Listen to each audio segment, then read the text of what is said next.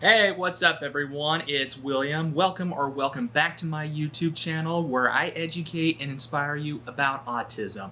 In today's video, I want to go ahead and talk about masking. Now, I'm not talking about wearing the COVID mask. I'm talking about masking autism.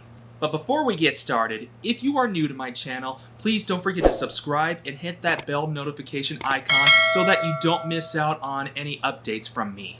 And now, without further ado, let's go ahead and talk about masking. So first of all, what is masking when it comes to autism?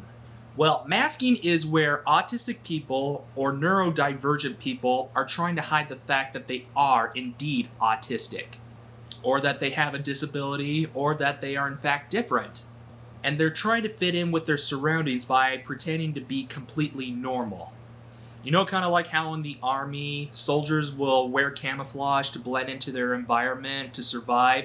Well, this is a very similar case for autistic people. However, this is referred to as a social survival strategy. Autistic people are trying to blend into their environment so that they can survive in a social situation. And by social situations, I'm talking about like maybe attending public events or group get-togethers or the workplace or schools.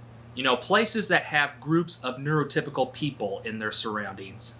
Now, how an autistic person masks is going to vary because all autistic people are different.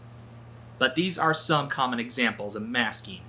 They would script their conversations and rehearse them to themselves over and over until they felt comfortable with actually initiating a conversation with a person.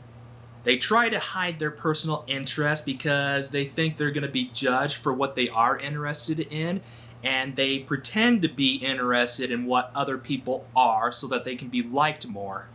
They try to force eye contact even though they are very uncomfortable with eye contact. They would mimic gestures or different facial expressions. They would change their tone of voices.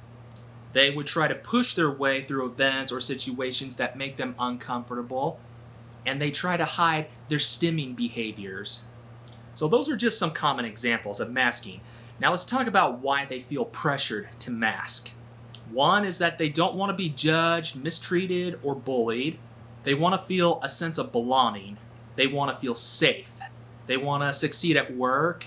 They want to attract a romantic partner or form new relationships with people.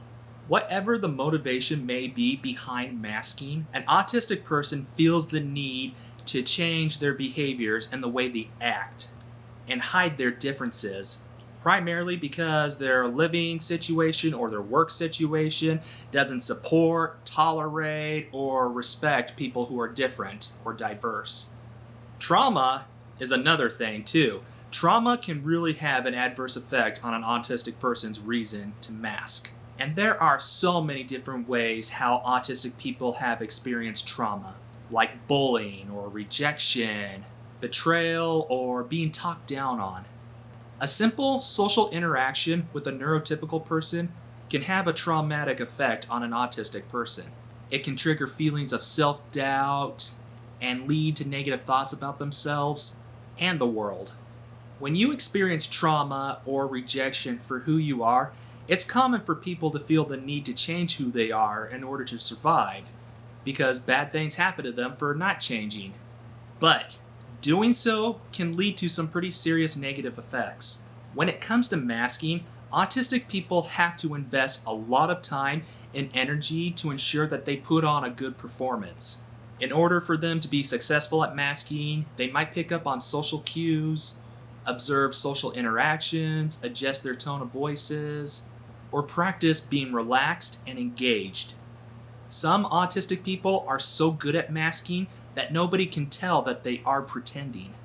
However, the big downfall to that is that if for any reason you are masking and at some point you decide to tell someone that you have a disability or that you have certain struggles and needs, they're most likely not going to believe you or take you seriously.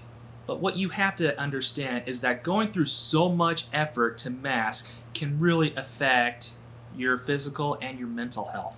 It can cause stress and it can cause anxiety.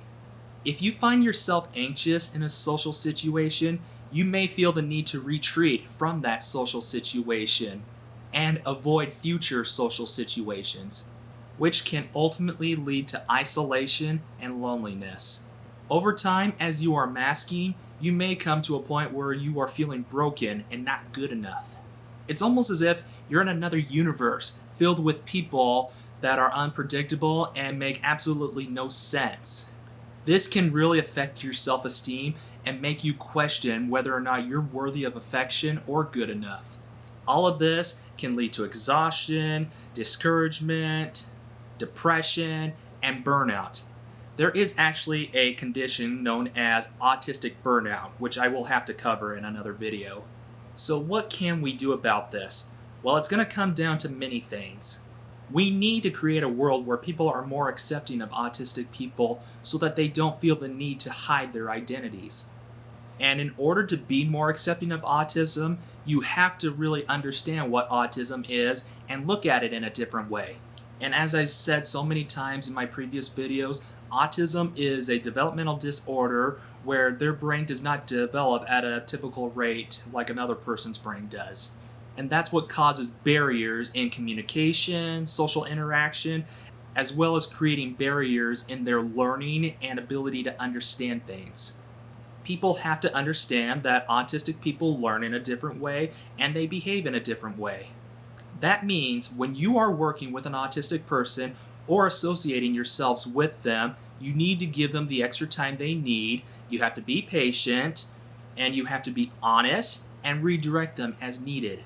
For autistic people that feel the need to mask, they're going to have to work with someone, like a counselor, or venues that will help them navigate life with autism. Again, I'll have to discuss more about navigating life with autism in another video. So you can see why masking your autism isn't really the healthiest practice. It can cause you to question your self-worth, make you feel discouraged, have anxiety and depression, and can lead you to doing many negative things. So that's what I wanted to cover in this video when it comes down to masking with autism. If you have made it to the end of this video, I applaud you for sticking through with it, and I hope you got something out of this. If you haven't already, please don't forget to subscribe to my channel and hit the bell notification icon so that you don't miss out on any latest updates from me.